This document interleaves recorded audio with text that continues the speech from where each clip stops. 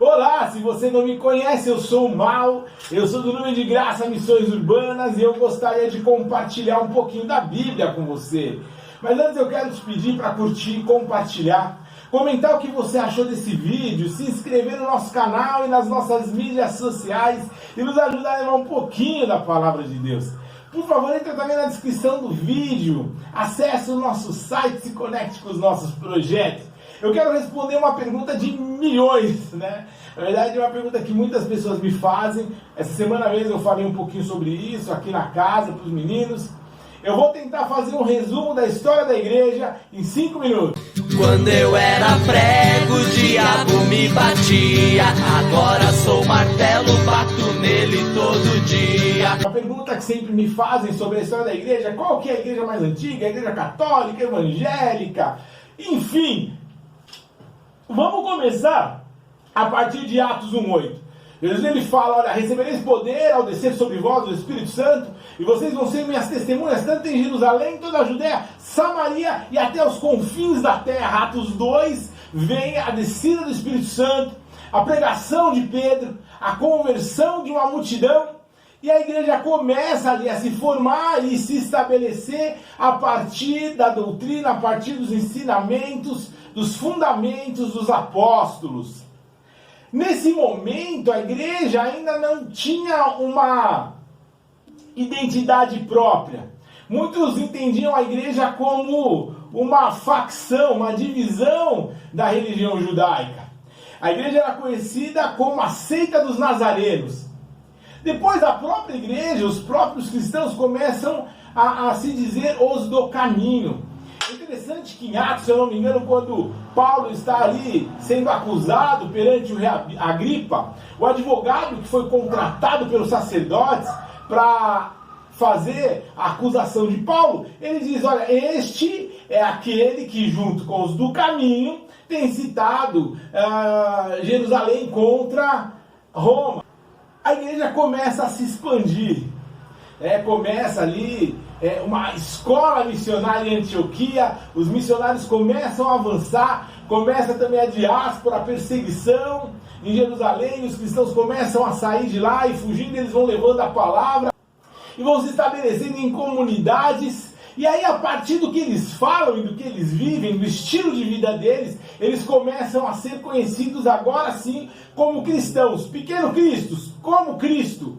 Não é porque o que eles falavam e o que eles viviam era semelhante ao que Jesus Cristo pregava. E aí começa então esse movimento chamado cristianismo.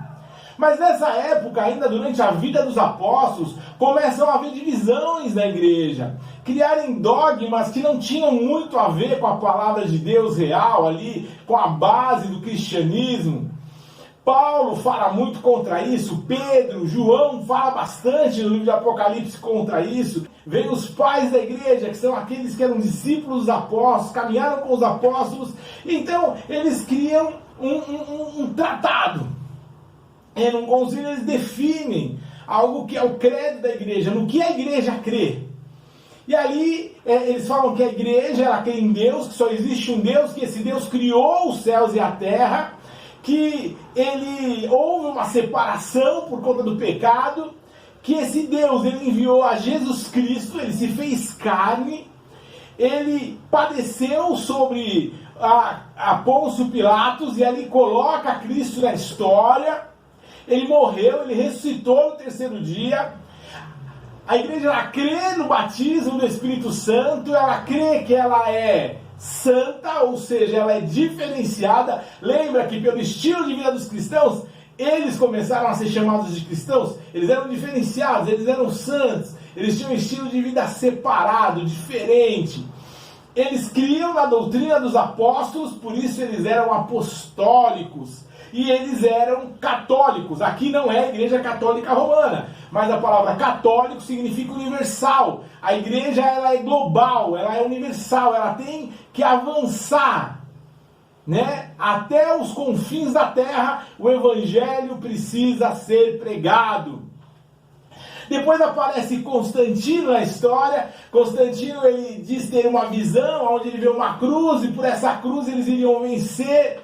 A maior parte dos soldados romanos já eram cristãos. Eles então se encorajam a partir ali do que Constantino fala, encoraja eles conseguem conquistar ali, junto com Constantino, o Império Romano estava dividido. Constantino estabelece o cristianismo como uma religião legal, não é? E concede em Roma, e aí no Concílio de Nicéia vem então esse credo já inserindo que a igreja, além de católica e apostólica, ela é romana, porque a sede dela é em Roma.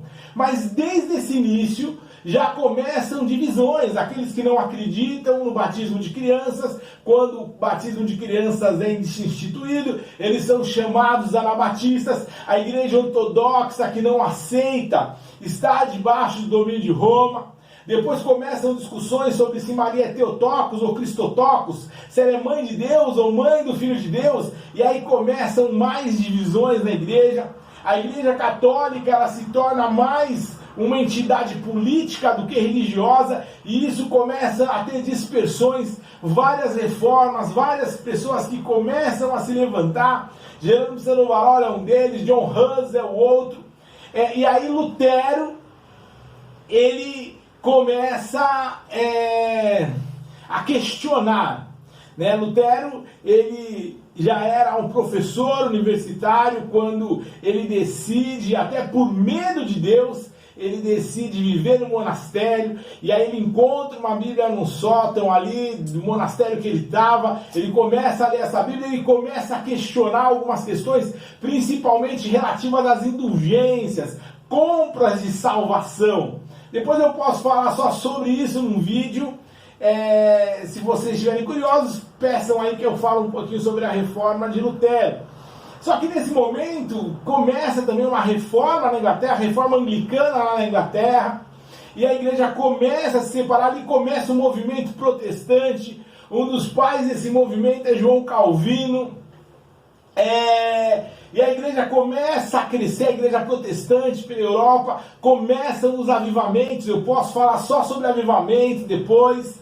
E a igreja vai se expandindo, o novo mundo começa a ser conquistado. Os Estados Unidos, ele é colonizado pelos puritanos, começam vários avivamentos. Século XVII, começam os reavivamentos da igreja. Com isso nasce um movimento evangélico, o evangelicalismo, que tem seu apogeu no início do século XX, 1906, aproximadamente ali na Rua Azusa, com um grande avivamento que acontece na Rua Azusa, através do pastor Joseph William Seymour, que começa a encorajar jovens pastores a irem levar a palavra de Deus. É um movimento pentecostal que nasce ali, o pentecostalismo. Entre esses estava o pastor Sueco, que estava em Chicago pastoreando uma igreja, e é encorajado por esse avivamento e orando. O Senhor dá ele uma direção de vir para o Brasil, para a cidade de Belém, onde é implantada ali a igreja, a Assembleia de Deus, Ministério do Belém. E aí começa esse avivamento, e missionários chegando. Entre as décadas de 60 e 70 começa um movimento muito grande chamado Cruzada Nacional de Evangelização, liderado pela Igreja do Evangelho Quadrangular, que havia sido fundada pela missionária May Semple McPherson nos anos 20 nos Estados Unidos. E dali a igreja começa a crescer, começa a se expandir. Uma igreja que era proibida, e nos anos 80 começa a liberdade religiosa, um grande avivamento de louvor, igrejas como a Renascer, como Bíblica da Paz, como Paz e Vida, antes disso, Universal, Igreja da Graça. Antes ainda, através desses movimentos, dessas cruzadas nacionais de evangelização, surge a igreja Deus é Amor. Temos também a Igreja Congregação Cristã do Brasil, que veio para o Brasil uns anos antes. E enfim, é só o começo. É necessário que Cristo seja pregado e que a palavra de Deus ela chegue a todas as nações. Deu me escurecido, eu não consegui acender a luz e não queria parar o vídeo. Um beijo, eu amo vocês.